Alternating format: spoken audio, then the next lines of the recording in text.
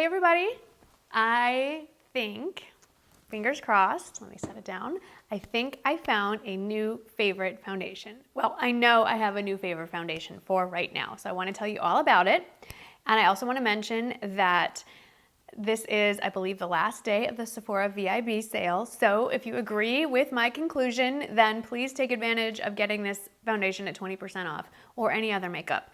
And if you need any recommendations, I will list what I've already recommended in the description box below, a link to those videos. I will admit I am particularly underwhelmed, I've said it before, of the offerings that are available right now. So, you know, there are some nice little gift items. There are some great things to stock up on of our normal favorites, but it's not been the most amazing Sephora VIB sale of all time. Maybe that's a good thing for our pocketbooks. But anyway, moving on to something I think we should snap up. If your skin type fits this category, I have a new favorite foundation. So if you're not familiar with my skin type, because what works for me might not necessarily work for you, I feel like I need to reiterate that.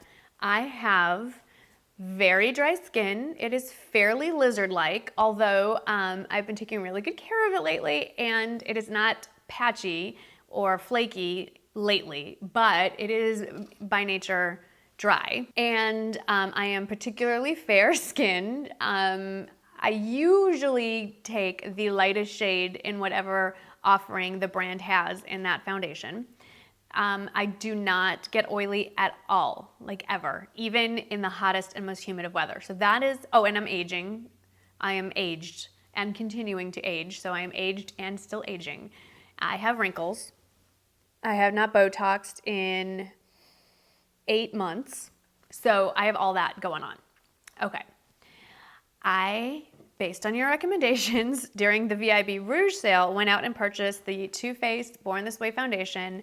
And I have found the replacement to the original formula of the Guerlain Lingerie de Peau. This is my new favorite, and I love it, and I will walk you through why. Let me tell you a little bit about this little beauty right here. This is a foundation in a glass bottle. It comes with a pump. It is 1 fluid ounce, 30 milliliters. There are 18 shades in the range, which I really like. So very fair to very dark.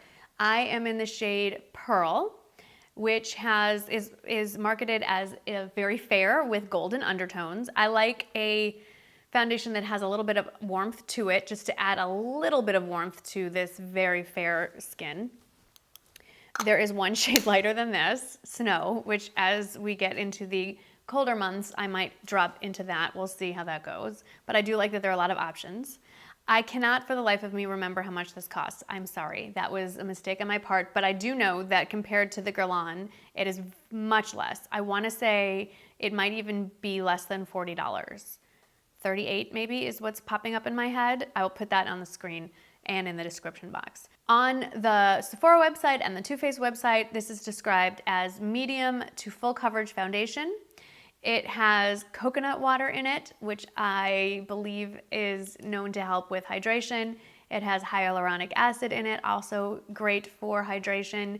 So it is my guess that if you have oily skin, this might not be the foundation for you. Now, I have read reviews written by people who have oily skin that say they love it. I don't have any experience with that, so I can't tell you if that would work or not. My suggestion is get a sample before you commit to this. I'm gonna set it down. I wouldn't run out and buy it. I did get a sample, a good size sample of this before I committed to the full bottle. That's generally what I do with any foundation, is try it at home to see how it oxidizes, if it breaks me up, that kind of thing. This did not oxidize on me at all. I generally have found that a lot of foundations do that, especially when I feel like the more fair you are, the more likely a foundation will oxidize. I did not have that problem. One pump covered my whole face with definitely more of a medium coverage. I tried two pumps and you're gonna get a mask. Some people love that, and if you like the heavy coverage, for sure you will love this, because this is definitely buildable, and I did not find it to be cakey at all. I'd say it's a definite full-on medium. because I'm really not finding the need for very much in the way of concealer other than under my eyes. I can still see my skin though. I can still see freckles. I don't look like I'm a plastic doll, although that wouldn't necessarily be a bad thing, but I still look like I have skin. It's just nice and flawless skin. There is sort of I would describe this as a satin finish. It has a luminosity to it, but it's not shiny. So to me, it applies and wears very much like the original formula of the Guerlain Lingerie de Peau. It's a beautiful, nice, flawless coverage on me. It lasts all day long. I wore it yesterday and I put it on it was quite early. I put it on at 7:38 and I took it off at 11 o'clock at night. No touch-ups, no repowdering, and it looked exactly the same as when I put it on. So quite a long time, and it held up very well. I don't prime. I put on my moisturizer and then I put the foundation on, and I set it with a powder, and I have been setting it with a new powder which deserves its own review, but lately I've been setting it with the Laura Mercier Candle Glow Perfecting Powder, which I love, but that's a whole different story. I just apply it the way I apply all my foundations and the way I prefer, which is with a basically a kabuki style brush, a very dense, flat top kind of brush. So I thought that I would kind of show you how it holds up throughout the day. It's very overcast. It's rainy and drizzly. I've already been rained on today, which is why my hair doesn't look fabulous. And I'm gonna go about running some errands. We have our first playoff football game this evening, and I will check in vlog style and then give you my final thoughts. But my first impression plus a little extra is that I love this foundation, and you're gonna be seeing it on me a lot, and you're gonna see it in November favorites. And spoiler alert, this will probably be my new favorite going forward for the rest of 2016 until I try something new, that is, anyway. So I'll see you in a little while, in a few hours, but in YouTube world, it's gonna be the snap of a finger. So I'll see you in just a little bit.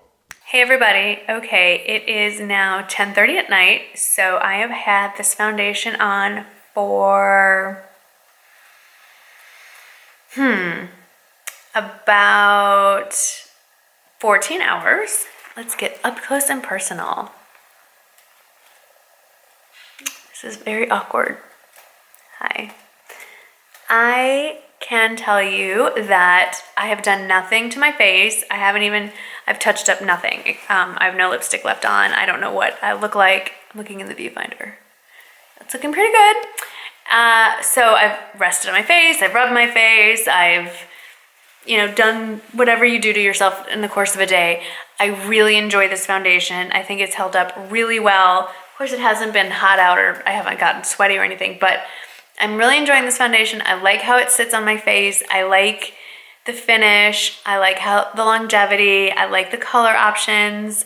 So until I try something else, this is my new favorite foundation. For those of you who have tried the Too Faced Born This Way foundation and have some experience with it, especially if you are a different skin tone, different shade range, different skin type, please let me know your experience in the comments below. Let's all talk amongst ourselves in the comments and share as a community our experience with this. But my experience has been very positive and I've been really, really pleased with it.